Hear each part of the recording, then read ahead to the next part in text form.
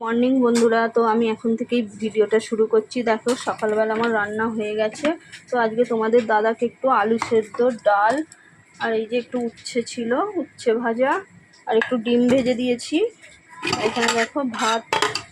তো দাদা খেয়ে চলে গেছে, তো সকালবেলা ভিডিওটা করা হয়নি। তো এখন দেখো কালকে তো আমরা এসে গেছি, তো এই যে ব্যাগের মধ্যে সব জামা কাপড় আছে, এগুলো এখন কাচবো। তো কিছু ভিজিয়েছি, সব একদিনে হবে না হয়তো। এক বালতি এখানে ভেজানো আছে, ওখানে এক বালতি ভেজানো আছে, দেখতেই পাচ্ছ। তো এগুলো কাচবো। তো দেখো ফ্রিজের মধ্যে একটু মোরলা মাছ রাখা ছিল, তো সেগুলোই এখন ভাজছি আমি। তো একটু তরকারি বানাবো, দেখি কি তরকারি বানানো যায়। তো ফ্রিজে একটু ভেন্ডি ছিল, তো ভেন্ডি আলুর তরকারি করে নিয়েছি।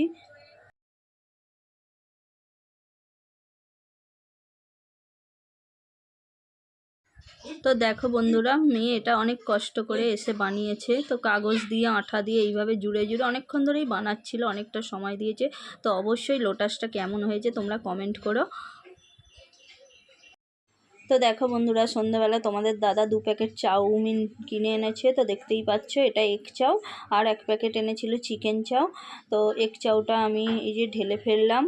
তো 2 রকম আনার কারণ হলো, ছেলে এগ চাউ খায় না, যেহেতু ওর মানে এগ খেলে একটু পেটে প্রবলেম হয়, পেটে ব্যথা করে। তো সেই জন্য ওর জন্য চিকেন চাউও এনেছে। তো দেখো এবার চিকেন চাউটাও ঢেলে ফেলছি। তো আজকে এই চাউ দিয়েই আমাদের রাতে ডিনার হবে। তো কারা কারা চাউ খেতে পছন্দ করে এরকম, অবশ্যই আমাকে কমেন্ট করবে। দেখো চিকেন চাউটা একদম ভর্তি ভর্তি দিয়েছিল। তো যেগুলো খেলে অবভিয়াসলি পেটটা ভরে যাবে। তো এগুলো দিয়ে আজকে রাতের ডিনার হয়েছিল আমাদের। তো দেখো এবার আমি সবাইকে চাউগুলো দিয়ে দিয়েছি, যে যার থালার মধ্যে। তো এগুলো সবাই এবার খেয়ে নেবে। তো চলো আজকের মতো ভিডিওটা এখানেই শেষ করছি। ভালো লাগলে একটা লাইক করে দিও, আর সবাইকে গুড নাইট। তো দেখো সবশেষে তোমাদের দাদা আবার রাতে মাছও কিনে এনেছিল। তো এটা কী মাছ অবশ্যই আমাকে কমেন্ট করবে। তো মাছগুলো ধুয়ে আমি ফ্রিজে রেখে দেবো। টাটা।